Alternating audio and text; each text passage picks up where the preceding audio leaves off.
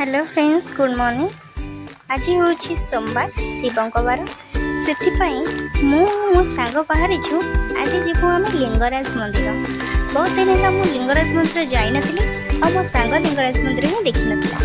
से आमर प्लानिंग है कि आज आम जीवा लिंगराज मंदिर। मत टे रूट जन नाला से मु धरली मैप आम दुहे बाहरी पड़िलु ठाकुर दर्शन करने। आम बहुत कम समय भितर लिंगराज मंदिर पाखे पहुँची जाइलु। ये देखु दूर लिंगराज मंदिर देखा भी गला। एबे आम करवा गाड़ी पार्किंग तापर आम चलू भोग धरिक।